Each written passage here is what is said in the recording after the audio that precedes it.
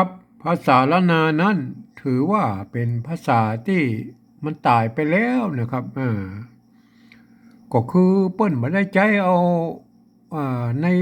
การเขียนการอ่านในภาภาษาราชการนะครับ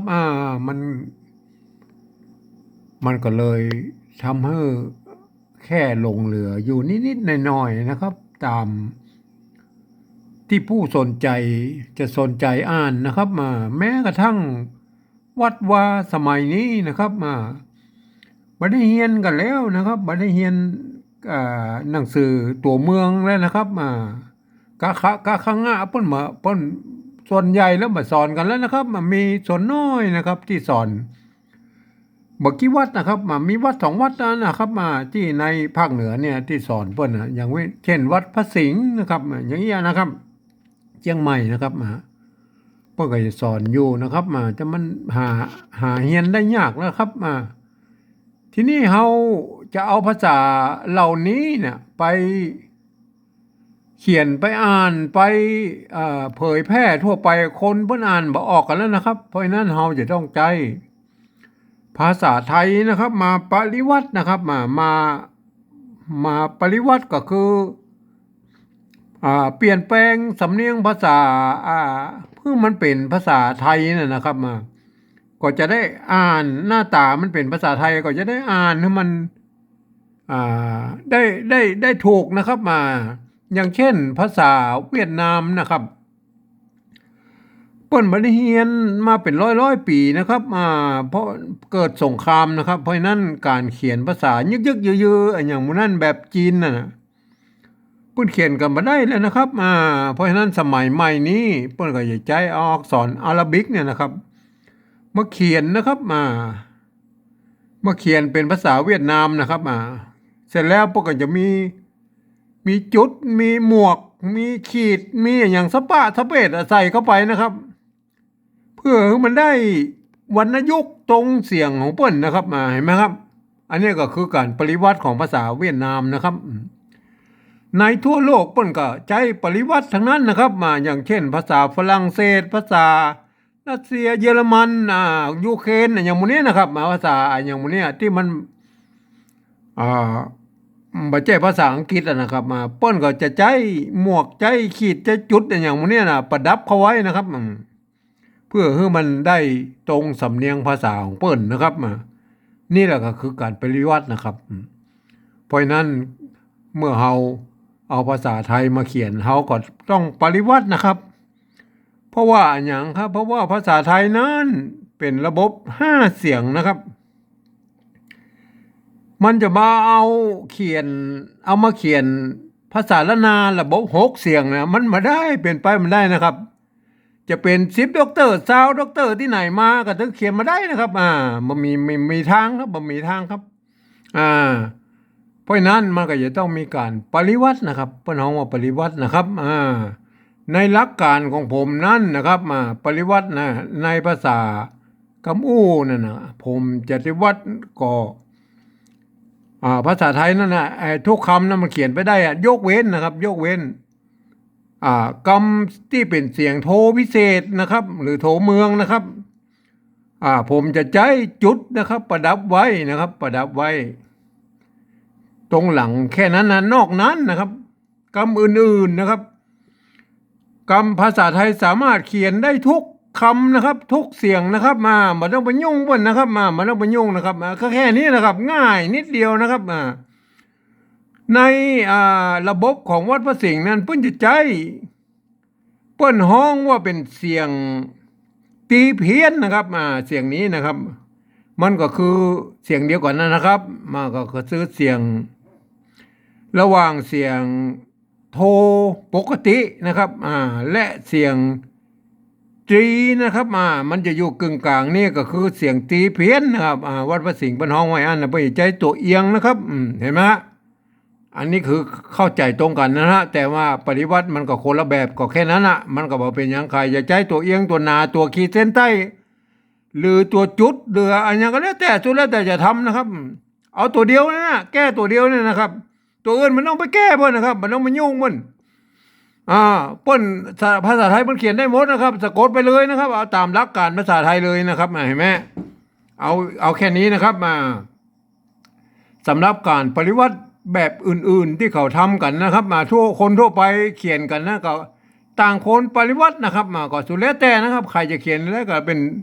ป็นสิทธิ์ของท่านนะครับ เป็นสิทธิ์ของท่านเฮามาว่ากันแล้วนะครับมาว่ากันนะก็แล้วแต่ใครจะเอาเขียนแบบใดก็สุดแล้วแต่นะครับโดยเฮาจะใช้หลักการของปริวัติข้อตกลงปริวัติภาษาธรรมล้านนาของสภามหาวิทยาลัยเชียงใหม่เป็นหลักนะครับเปิ้นจะใช้มีการปริวัติแบบภาษาล้านนาเนี่ยเพื่อให้มาเป็นภาษาเอาภาษาไทยมาเขียนเนี่ยนะก็มีอยู่3แบบนะครับแบบที่1นั่นก็คือเอามาทุกอักขระทุกอักษรนะครับทุกเครื่องหมายนะครับแม้กระทั่งไม่กงไม่กังไหลไม่อย่างเอามาหมดนะครับทุกอย่างบ่เว้นนะครับบ่เว้นนะครับอันนี้คือเพิ่นจะเอาไว้เพิ่นจะเอาไปแปลลักษณ์ศิลาจารึกหรือเอกสารสำคัญต่างๆในเหมือนตกหล่นแม้กระทั่งไม้กงไม้กังไหลอย่างไม่ได้เพิ่นเอามาหมดนะเนี่ยอันนี้ก็คือหลักการปฏิวัติแบบที่1นะครับเฮามายุ่งแล้วนะครับในการปฏิวัติเขียนข้าวเพื่อเขียนข้าวเขียนกระโลงในการประกวดวันที่12 เมษายนของทุกๆปีนะครับงานไหว้จ่าพญาพรหมที่หน้าวัดสวนดอกนะครับเฮาจะใจแค่ปริวัติแบบที่2และแบบที่3นะครับแบบที่2นั้นนะครับแบบที่2นั้นก็คือการยืมเอาอักษรไทยนะครับมาปรับเทียบเพื่อเป็นอักษรล้านนานะครับแล้วก็ประกอบคำขึ้นมาแบบภาษาไทยนะครับผสมผสานกันไปนะครับแล้วก็สามารถมีบูรณะคำศัพท์ได้นะครับก็คือบางครั้งสระมันมาตรงกันมาเหมือนกันนะครับภาษาไทยกับภาษาล้านนานะครับก็เขียนให้เป็นภาษาไทยเป็นหลักนะครับแต่หน้าตาเป็นภาษาไทยอย่างนั้นก็นึกเสียว่านะครับเป็นอักษรล้านนานะครับเวลาอ่านแล้วก็ให้เป็นให้คิดว่าเป็นเสียงล้านนานะครับอ่านเป็นออกมาเป็นเสียงล้านนานะครับสำหรับแบบที่3นั้นนะครับแบบที่3นั้นก็หลักการก็คือฟังนะครับฟังเสียงภาษาล้านนาที่เปิ้นนะครับเปิ้นเปล่งเสียงออกมาอย่างไรก็เอาภาษาไทยเขียนไปอย่างนั้นนะครับเอาเขียนไปตามนั้นนะครับแต่ก็อย่างว่านะครับที่ผมไปตะกี้แล้วว่าภาษาไทยนั่นมัน5 เสียงนะครับระบบ5 เสียงนะครับภาษาล้านนาระบบ6 เสียงมันจะเอา5 เสียงมาเขียน6 เสียงมาได้นะครับเพราะฉะนั้นก็เฮาก็จะต้องปฏิวัติตามที่ผมไปตะกี้นะครับคำที่เป็นเสียงโทพิเศษนั้นใช้จุดนะครับประดับไว้ทั้งหลังนะครับนอกนั้นเขียนไปตามภาษาไทยนะครับก็จะได้ทุกคำนะครับเรามาดูตัวอย่างวันนี้เลยนะครับเรามาดูตัวอย่างวันนี้เลยนะครับเป็นกำบักเก่านะกำบักเก่าคนเฒ่าโบราณนะครับอันนี้ภาษากำเมืองนะครับแก่นตาตัวควักออกนะครับควักให้มันจะใจตัวค่าก็ได้นะครับถ้าเอาตัวค่าเขียนก็เป็นควักนะครับควักออกหรือควักออกมันก็ส่วนแล้วแต่ท้องถิ่นนะครับท้องถิ่นเพิ่นก็ควักบางทีก็ควักบางทีก็ควักนะครับมันจะควักหรือควักมันอันเดียวกันนั่นนะครับแก่นตาตัวควักออกเอาแก่นบักกอกเข้ายัดนะครับตัวนี้ตัวหญ้านะครับตัวหญ้านะครับออกเสียงยอยักษ์เมืองนะครับยอยักษ์ล้านนานะครับยอนะครับตัวยอยัดนะครับอ่านว่ายัดนะครับเห็นไหมยัดทีนี้เรา มาปริวัติดูเลยนะครับปริวัติหน่อยนะครับปริวัติแบบที่สองนะครับคือการเทียบเอานะครับเอาอักษรละนาเนี่ยเอาอักขระละนาเนี่ยเอาอักษรไทยเนี่ยมาเทียบนะครับมาเทียบนะครับเอาตัวสระไม่แก่ภาษาละนาเรียกฮ้องว่าไม่แก่นะเราก็เอาสระแอมาเทียบนะครับตัวกะนะครับตัวกะเขาก็เอาตัวกอไก่นะครับมาเทียบนะครับเห็นไหมกอไก่เทียบนะครับมีไม่เยาะนะครับก็คือไม่เอกนะครับมีหางนะนะครับมีหางนะก็คือตัวนอนหนูนะครับอันนี้ได้แล้วนะตัวแรกได้แล้วนะครับแก่นนะครับแก่นตานะครับตัวตะนะครับตัวตาเอาตัวโตเต่านะครับมาเทียบนะครับไม้กาสระอานะครับอันนี้ตัวตาไม่กลัวนะครับไม่กลัวนะมันมีไม้กงก็ไม่กงก็ไม่ตัวว่านะครับมาประกบกันเนี่ยเป็นไม้กัวนะครับสระอัวนะครับในภาษาไทยเป็นห้องว่าสระอัวนะครับก็ตัวตะนะครับไม่กลัวนะครับไม่กลัวนะครับไม่กลัวเห็นไหมไม่กลัวมันมีสระอัวนะครับเอาแบบไทยนะครับอนุโลมมีการบูรณะกำซับเพื่อเป็นไทยนะครับเนี่ยครับไม่กลัวไทยมันเป็นอย่างอี้นะครับ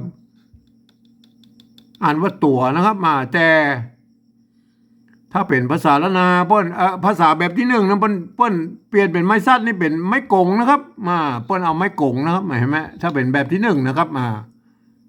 อันสักคำต่อไปควักนะครับตัวคะนี่ก็ขอไข่นะครับตัวขอไข่ตัวขอไข่นะครับมีตัวกั้มนะครับคือตัวว่านะครับว่ากั้มนะครับไม้ซัดนะครับไม้ซัดกับไม้พัดเนี่ยนะครับไม้ซัดตัวกะนะครับตัวกะตัวสะกดนะครับเห็นไหมควักได้ไหมครับควักออกนะครับตัวตัวอ่างนะครับออกนะครับออกนะครับตัวกันย่อนเนี่ยก็คือไม่ก่อนะครับไม่ก่อสระอนะครับเห็นไหมออกไทยนะออกไทยไม้ซัดนี่มันแทนตัวกะนะครับเป็นไม้กักนะครับไม้กักในภาษาละนาก็กอไก่นะครับนอกตัวอื่นเบามาแล้วนะครับเบามาละเพราะว่าภาษาถ้าเป็นแบบที่หนึ่งนะบนจะเอามาหมดนะครับตัวแล้วก็มีไม้ซัดอยู่ตรงบนนี้นะครับแล้วก็มีอันนี้นี่สระเนี่ยไม้กะเนี่ยเห็นไหมเพิ่นจะเอามาตัวนะครับไม้กะนะครับอันนี้เขาแบบที่สองนี่เขาเอาหน้าตามันแบบไทยนะครับพออ่านได้แล้วก็แต่อ่านเป็นคือนึกเป็นเสียงเป็นตัวอักขระกำเมืองก็แค่นั้นนะครับเอานะครับเอาไม่เอานะครับตัวนี้ตัวอูนะครับอูตัวอูนะครับบวกไม่กานะครับอูเป็นเอานะครับเป็นเอานะครับเอาก็บูรณะคำศัพท์มันเป็นเอาไทยนะครับเห็นไหมเอาแกนแกนอูไปแล้วกี้แล้วนะครับแกนนะครับบานะครับบาตัวบอใบไม้ไม่เยาะนะครับไม่กาบงกับไม่กาบงกับไม่กาอันเดียวกันนะครับใบกาบงกับไม่กาน้อยอันเดียวกันนะครับบากอกนะครับบากอกกอกก็ใส่ไปตามตัวนะครับตัวกันย่อนก็ตัวอ่างนะครับตัวกอไก่ตัวกะกับกอไก่นะครับเข้านะครับเข้าเห็นไหมเข้านี่เอาแค่นี้นะครับบ่เอาไม้ซัดมาแล้วนะครับแต่ถ้าเป็นแบบที่หนึ่งไปเอาไม้ซัดมาตัวนะครับเข้ายัดนะครับเข้ายัดตัวญะนี่เปิ้นเอาโบราณแล้วเปิ้นเอาตัวยอยักษ์นะครับยืมตัวยอยักษ์ไทยนะมาเป็นตัวญะนะครับถ้าเป็นออกเสียงอยออกยอยักษ์ไทยแล้วเปิ้นจะใช้ตัวยะนะครับตัวยะหางยาวนะครับตัวดอเด็ก สะกดนะครับ ตัวดะนะครับดะดอเด็กสะกดนะครับได้แล้วนะแบบที่สองอันนี้คือการปริวัติแบบที่สองนะครับ แกนตาตัวควักออกนะครับนึกสิว่ามันเป็นตัวภาษาละนานะครับ ตัวกะตัวหน้าตัวตะนะครับมาตัวคะนะครับเห็นไหมอ่านเป็นภาษาละนานะครับ แกนตาตัวควักออก เอาแกนบากอกเข้ายัดนะเข้านะอันนี้ก็อ่านเข้าตามตำบลเพนะครับมันเป็นตัวละนานะครับ ตัวคะนะครับ ไม่เก่านะครับ ไม่ขอจ้างนะครับเห็นไหมอ่านว่าเข้ายัดยัดเสียงตีนะครับเขายัดนะครับเห็นไหมทีนี้ฮามาอู้ถึงแบบที่สามนะครับ แบบที่สามนั้นนะเพื่อนบอกว่าบ่ต้องไปฟังบ่ต้องไปทอตำบลพวกก็ได้นะครับเอาภาษาไทยมาสะกดเขียนไปเลยนะครับตามเสียงที่ภาษาละนาป้นอ่านทั้งบนป้นป้นอ่านว่าแกนนะครับ แกนแกนไทยแกนไทยเพิ่งเขียนอะไรครับอันนี้ก็แกนไทยนะคนไทยเพิ่งอ่านว่าแกนนะครับ แกนตานะครับอันนี้คนไทยเพิ่นอ่านว่าใดเพิ่นอ่านว่าตานะครับตาเนี่ยใดครับใส่ไม่จัตวาเพิ่นเนี่ยก็ตาเนี่ยใส่ไม้จัตวาเพิ่นเนี่ยตาเนี่ยแกนตาเห็นไหมแกนตาตัวต่อเต่านี่เป็นอักษรกลางในภาษาไทยนะครับกจดตดตบปอนะครับอักษรกลางไทยพันได้กู้เสียงนะครับ5 เสียงนะแกนตาเห็นไหมตัวนะครับตัวอันนี้ภาษาไทยเพิ่นอ่านว่าอะไรอ่านว่าตัวนะเห็นไหมตัวอ่านว่าตัว ก็ใส่ไม่จัตวาเพิ่นนี่ก็ตัวเห็นไหมยากกว่ามันยากนะภาษาปฏิวัติแบบที่สามเนี่ยควักนะครับควักเสียงจัตวานะครับควักในเสียงจัตวาแบบฉบับของภาษาเสียงสำเนียงเชียงใหม่นะครับแบบไตยวนนะครับเสียงสำเนียงเชียงใหม่แบบไตยวนนะครับเชียงใหม่ก็มีหลายสำเนียงเหมือนกันนะครับแต่เอาสำเนียงไตยวนเป็นหลักนะครับอันนี้เปิ้นคำไทยอ่านว่าใดอ่านว่าขวักนะครับเสียงเอกนะครับเพราะนั้นก็ใส่ไม้จัตวาเปิ้นเนี่ยก็ขวักเสียงจัตวานะครับไตยวนเปิ้นออกว่าขวักนะครับขวักออกนะครับออกออกนี่มันตรงกับเสียงภาษาไทยนะก็ตรงไปนะครับตรงแล้วนะตรงแล้วนะครับเอาแก่นนะครับเอาแก่นเอาอันนี้เอายังอันนี้ก็เอาคนไทยพวกก็อ่านว่าเอานะครับแก่นแก่นนะครับอันนี้ก็คนไทยพวกก็ฮ้องว่าแก่นแล้วนะครับแก่นนะครับแก่นนะครับแก่นบาแก่นบาบาเสียงเอกนะครับอันนี้ก็บาแล้วนะครับกอกนะครับกอกเสียงเอกนะครับคนไทยเพื่อก่อห้องเสียงเอกนะครับแกนบอกกอกเข้านะครับเข้าเข้าเป็นเสียงโทพิเศษนะครับเข้าอันนี้คนไทยเพิ่นอ่านว่าอะไรอ่านว่าเข้านะครับอ่านว่าเข้านะครับเห็นไหมเสียงเพิ่นอ่านออกเสียงโทปกตินะครับเข้านะครับในภาษาเมืองละนาแล้วมันจะต้องอ่านว่าเข้าเสียงโทพิเศษครับเสียงโทพิเศษหรือโทเมืองนะครับอันบนนี่หรออันบนนี่อ่านว่าเข้าอันนี้มันตัวคะนะครับไม่เก่านะครับอันนี้ไม้ขอจ้างนะครับอ่านว่าเข้านะครับอ่านว่าเข้านะครับอันรูปนี้เหรออันรูปนี้ตัวขอไข่นะครับไม่สระเอานะครับไม่โทนะครับอ่านว่าเข้านะครับอ่านตามหลักการภาษาไทยเพิ่นอ่านว่าอย่างอันนะครับแต่อันที่สองแบบที่สองเนี่ย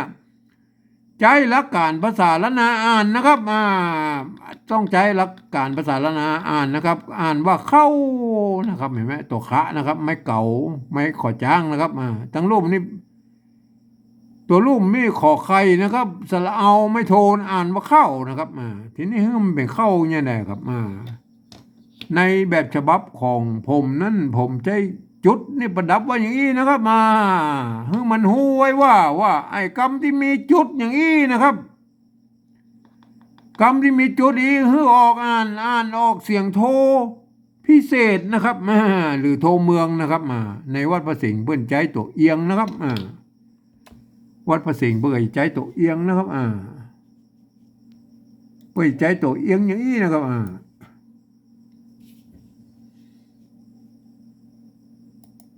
อย่างนี้นะครับวัดพระสิงห์เพื่อนใจตัวเอียงอย่างนี้นะครับเห็นไหมถ้าเจอตัวเอียงแบบนี้ของวัดพระสิงห์มันเป็นเสียงโทพิเศษนะครับเสียงโทพิเศษนะครับเพราะนั้นเข้าในตามแบบฉบับของผมนี่ใส่จุดไว้นะครับ ใส่จุดไว้นะครับเข้ายัดนะครับยัดตัวย่อยัดนี่มันเราเอาแบบที่สองครับเอาตัวยอยักษ์เขียนนี่แหละครับแต่คือมันเป็นอ่านออกเสียงยอยักษ์ละนานะครับยัดนะครับยัดนะไม่ใช่ยัดนะครับไม่ใช่ยัดนะครับยัดนะครับอ่านว่ายัดนะครับอันนี้ก็